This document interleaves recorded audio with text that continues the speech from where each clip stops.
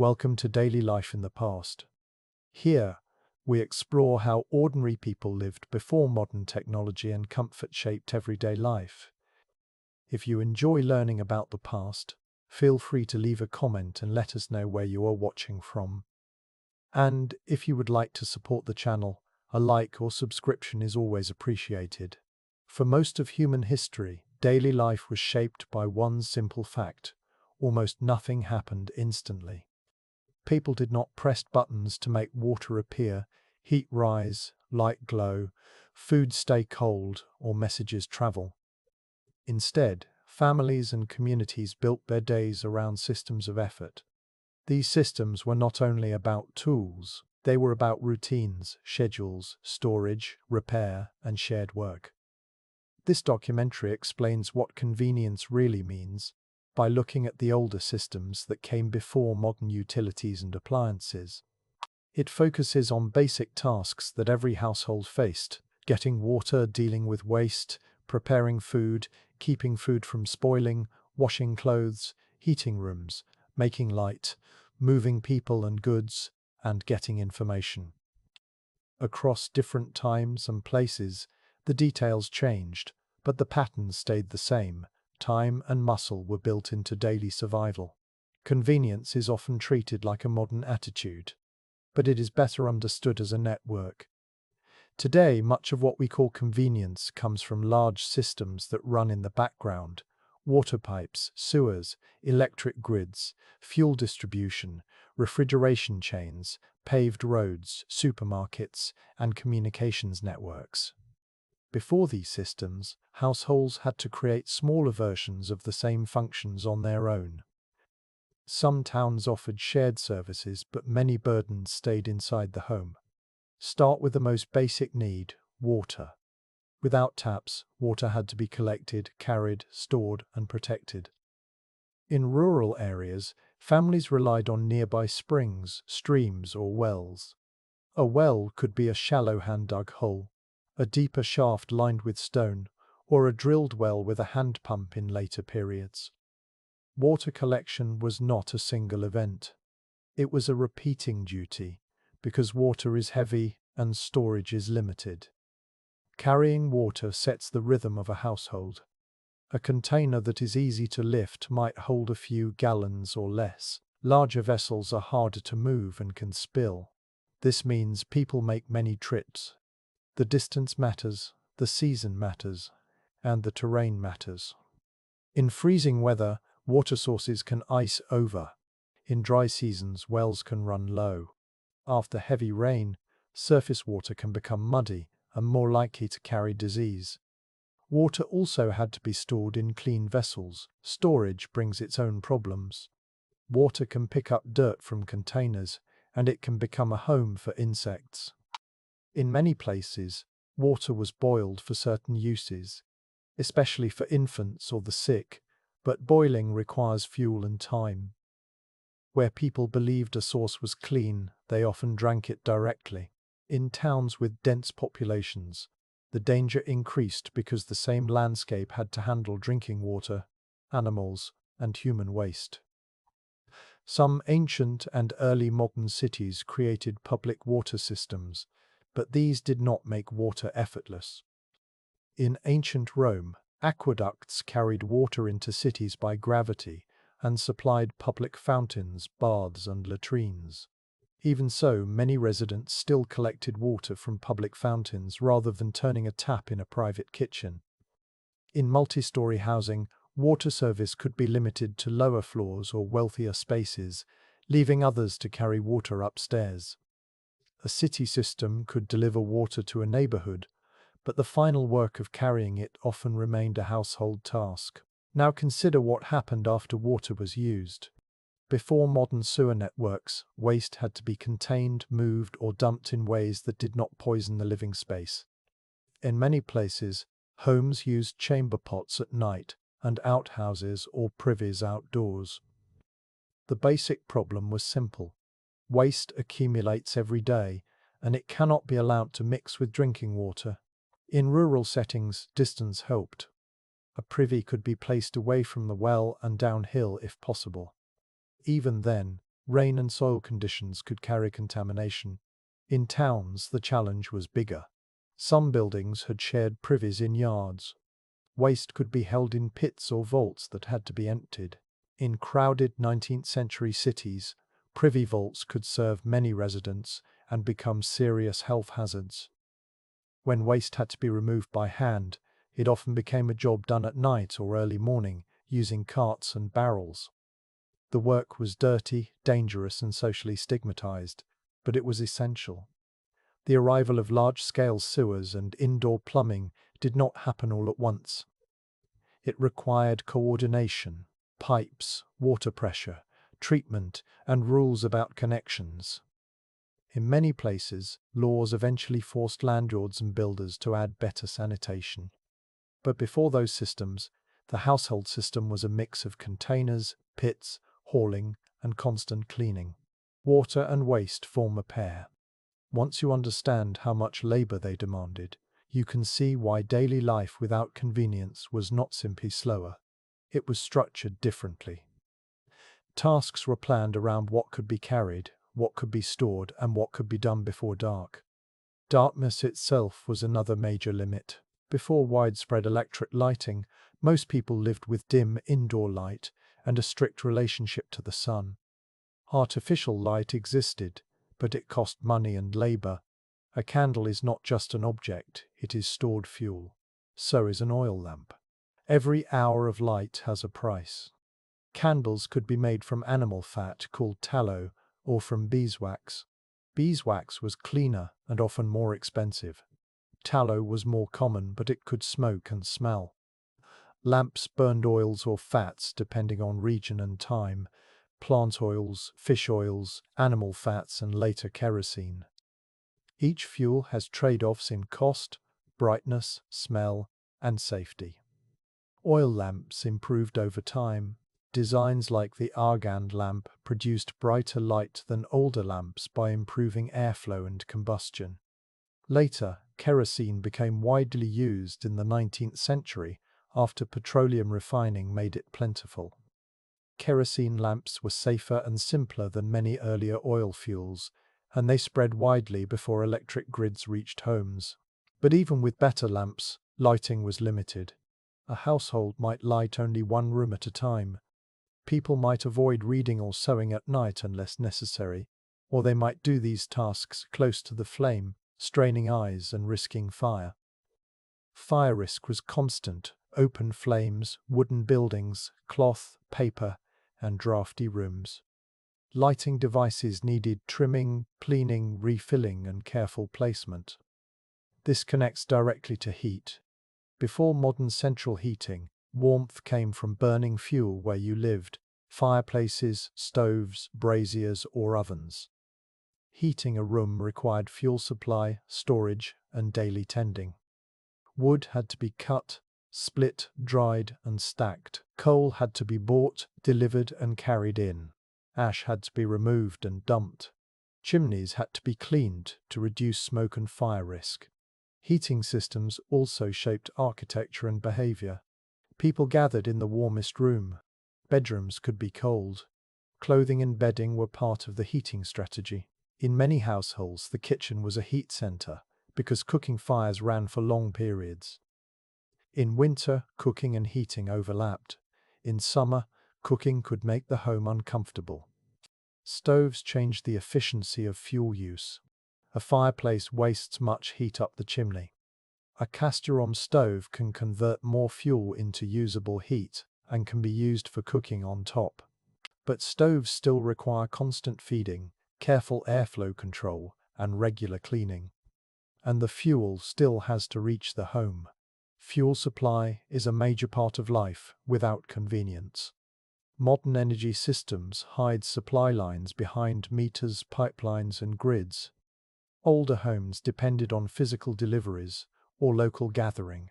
A family might spend long hours each season preparing fuel, cutting wood, collecting dung in some regions, gathering brush, or buying and storing coal.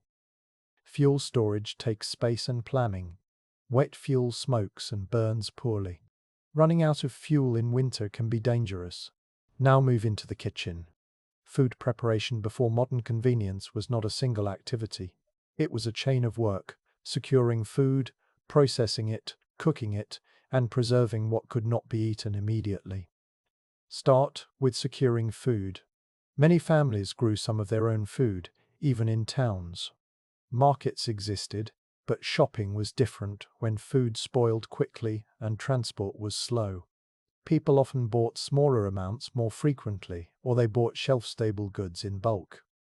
Fresh meat, fresh milk, and fresh produce were more seasonal and local. In some areas, bread was baked at home.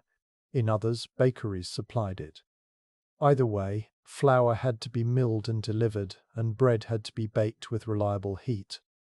Cooking itself required fire management. Lighting a fire without matches could involve flint and steel, tinder and patience.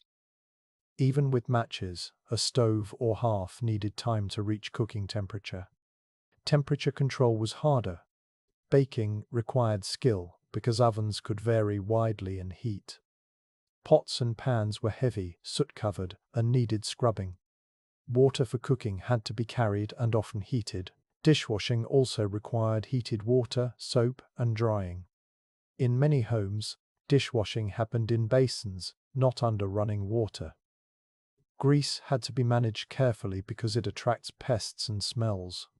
Preservation was one of the largest hidden workloads. Without reliable refrigeration, families had to prevent spoilage through methods like drying, salting, smoking, pickling, fermenting, and storing in cool cellars. These methods are not just recipes, they are systems. They require containers, salt supplies, clean handling, and safe storage spaces.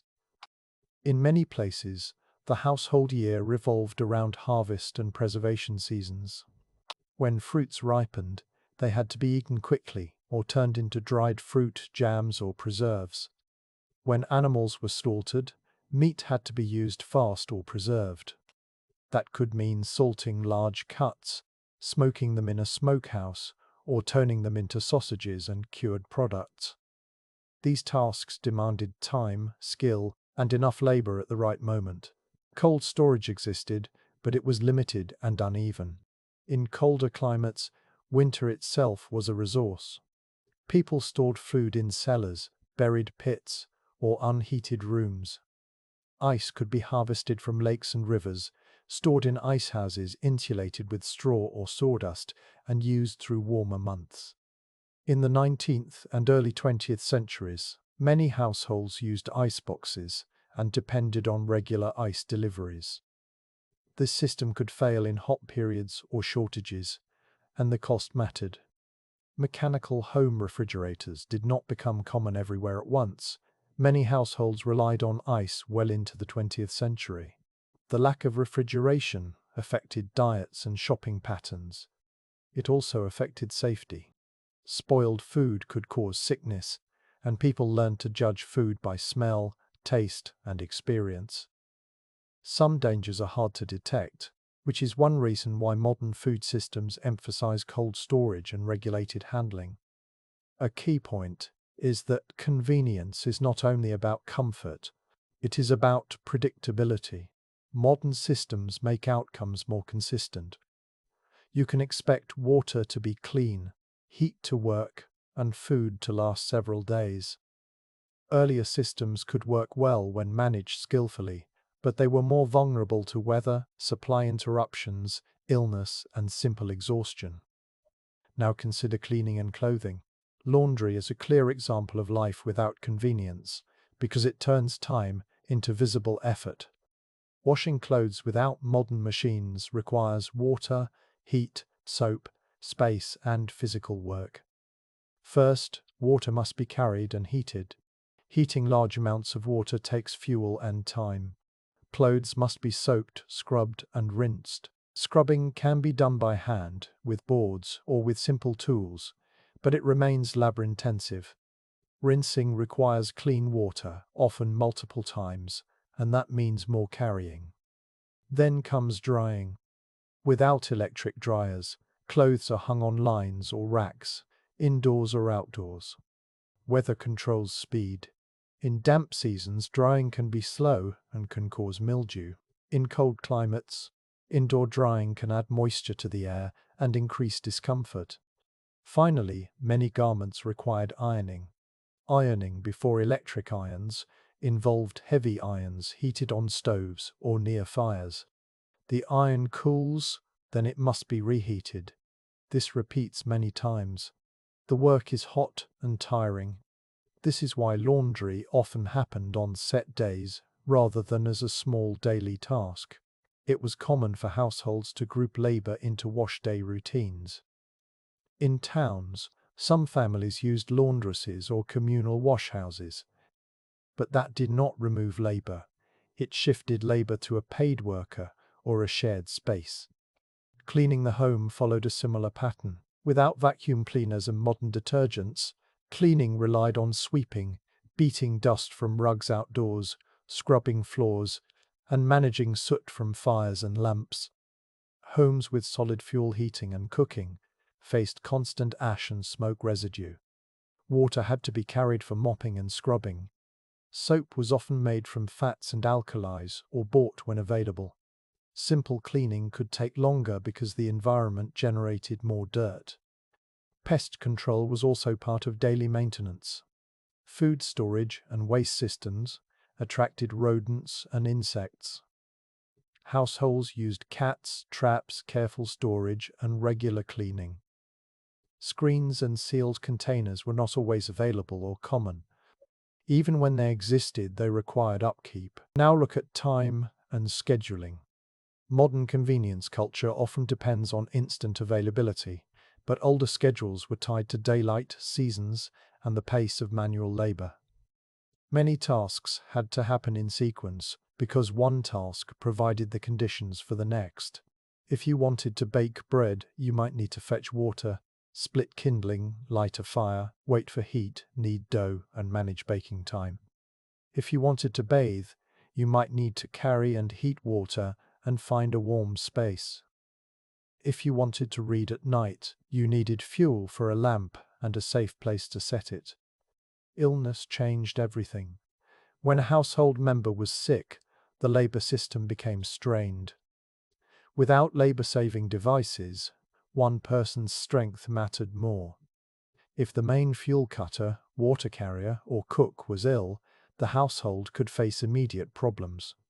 Extended families, neighbors, and community support networks often mattered because they could provide labor, food, or childcare when a household fell behind. This brings up the social side of convenience. Many older systems relied on shared infrastructure, even when homes lacked private services. A town might have a public fountain, a public well, a communal oven, a marketplace, a bathhouse, or a shared washing area. These did not eliminate effort, but they could reduce duplication and improve access. At the same time, shared systems require coordination and rules. Water sources must be protected. Market weights must be trusted. Roads must be maintained. Fires must be controlled. These needs helped shape local governance long before modern utility companies existed. Transportation is another key piece.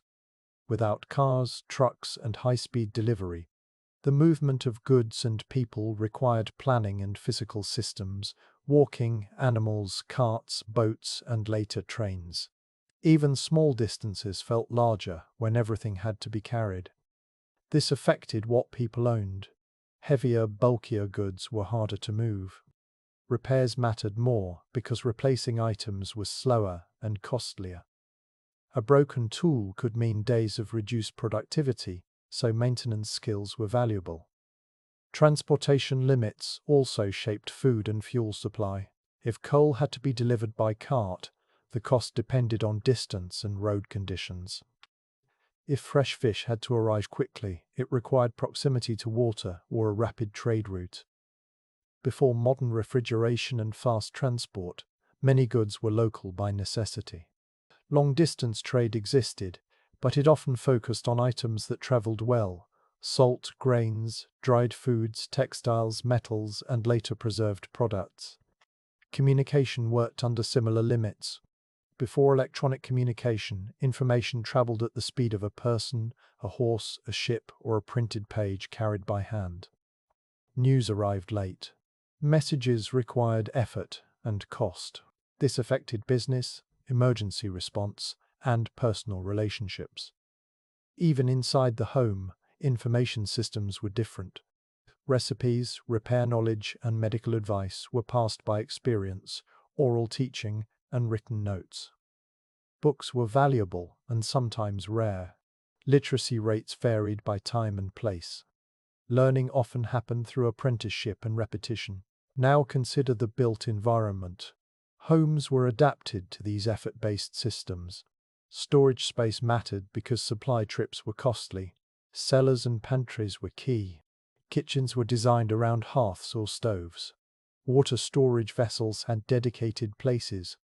Outbuildings, smokehouses, and sheds supported preservation and fuel storage. Materials were chosen with repair in mind. Wood, stone, iron, and cloth could be maintained with hand tools.